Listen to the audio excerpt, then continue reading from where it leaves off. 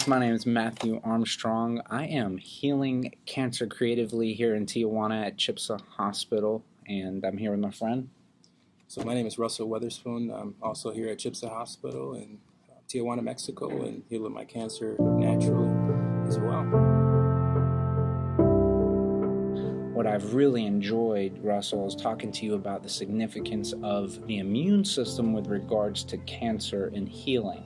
And I thought it would be great if we made a video where we talked a little bit about why is the immune system so essential, and then let's get into describing for people, because it's fascinating stuff. Like, isn't it amazing when you start realizing just how intricate and how intelligent your body's healing is. Oh, by the way, I'm connected right now to my CK3. You can't see off camera, but that's what this is all about. CK3, vitamin C with K to help as part of the healing. But so, Russell, what would you say to get started?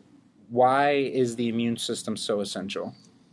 Well, the immune system is so essential because... And specifically in cancer. And specifically in cancer, like Matthew said there, is that to get a long-term durable remission, I believe, based on all the science and data that's available now, is the immune system is going to be the only thing that's going to get you a long-term durable remission.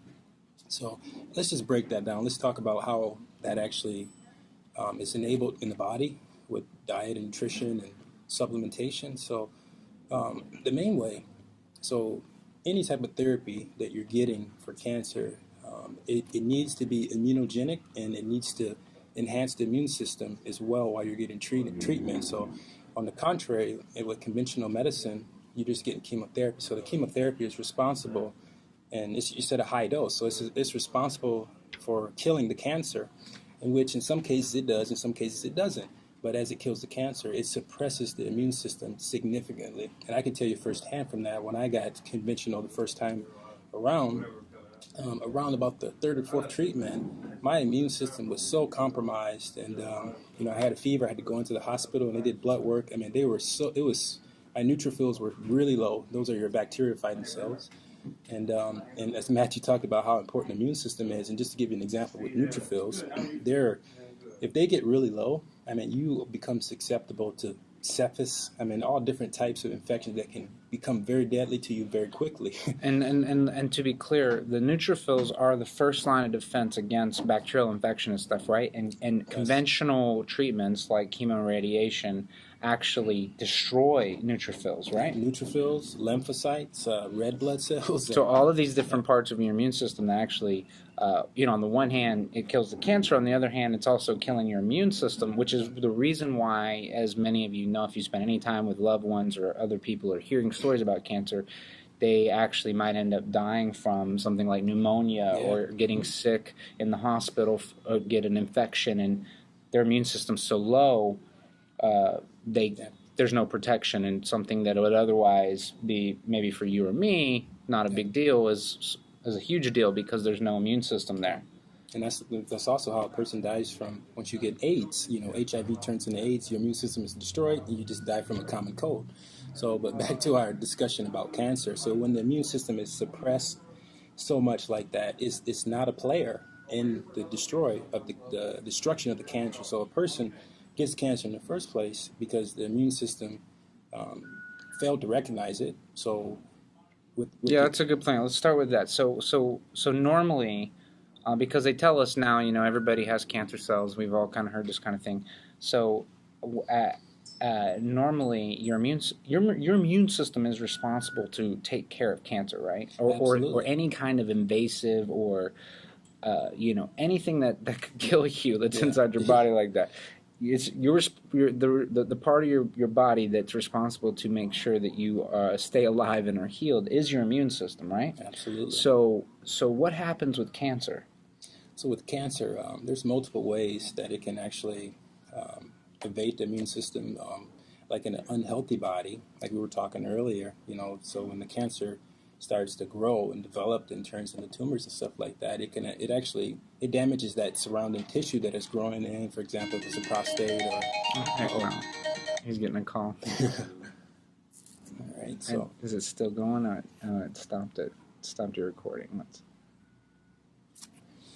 We'll keep it going on this one. Yeah, so like, it damages that tissue that it's growing in, if it's a lung cancer, if it's brain or whatsoever. So, but a healthy body, a person with a functional immune system, there's a lot of schools of thoughts when we start to go into this part of it, right? So that, but I'm on on the side that, if a healthy body, and the tissue is healthy that cancer is growing in, it can actually call for the necessary help, through cytokines, and the immune system communicates to the body in various different ways.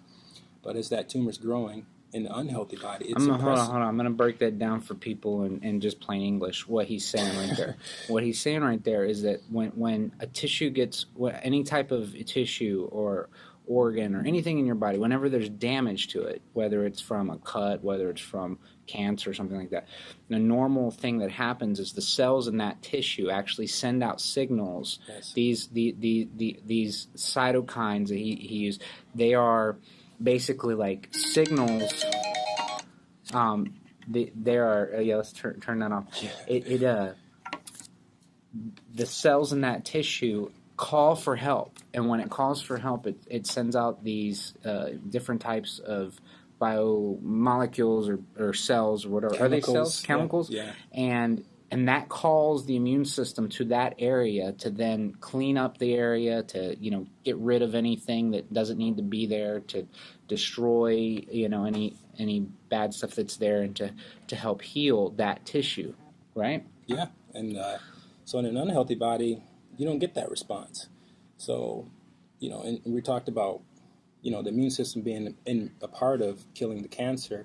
So there's things that you have lymphocytes. Lymphocytes are, one of their roles is to help with cancer, and that so as if the immune system kills the last cancer cell, some of these lymphocytes will actually go into a resting phase and delete themselves, and some will actually become memory lymphocytes, and they will be dedicated to that tissue that was damaged. So now we're getting into how you get a durable remission from cancer long term. So if any malignant stem cells, cancer stem cells from that tissue that it developed in, say for example prostate, lung, whatever, those memory lymphocytes will arise from that tissue and destroy those cancer stem cells. Okay, yeah. So what you're saying is that when we have a healthy response, let's say your immune system is able to identify and attack the cancer, and we can get into how to do that and the processes for doing that in another video. If in fact you are able to get rid of your cancer or kill the cancer with using your own immune system, then you're saying some of the cells responsible for getting rid of the cancer actually have a memory of identifying that tissue or identifying the cancer. Therefore, if the cancer comes back or other cancer cells show up in that tissue, that these specific immune cells, you said they're lymphocytes? Yeah, lymphocytes. These lymphocytes are actually able to identify, hey, this was something we fought before, yes, we know this is an invader, and now they're going to prevent a resurgence from the cancer because they're identifying it right away versus too late before it's already cloaked and can't, because then it'll start to, if you wait too long, right, then it starts to look like normal tissue then. And so if you don't have the sort of immune response to get rid of the cancer, and there's no memory in your immune system to know that it's not healthy for you, then even if you get rid of the cancer with a pill or chemo or even a natural supplement, the cancer can come back, and there's nothing to prevent it from actually being able to. Let's talk about that a little bit. I know you're talking about like supplements. So the key thing is that whatever you're doing to kill the cancer needs to be, not affecting the immune cells. Like for example, if you do like this CK3, Matt's hooked up right here, and this is one of the therapies that's used here at CHIPSA. And if you look at the science and the literature behind CK3 or Apotone, they call it the trade name, it's very immunogenic. So what I mean by that is that it draws the immune system. So it causes this cell death called autoschisis, where it splits the cells open. Then that's actually a signal for the immune system, because it's similar to a necrotic death and apoptosis, but it's a violent cell death. and your immune system sees that, and it's like, holy cow, what is, the materials inside of the cell and outside of it, and it's not supposed to be in the bloodstream. So the immune system now goes to that area.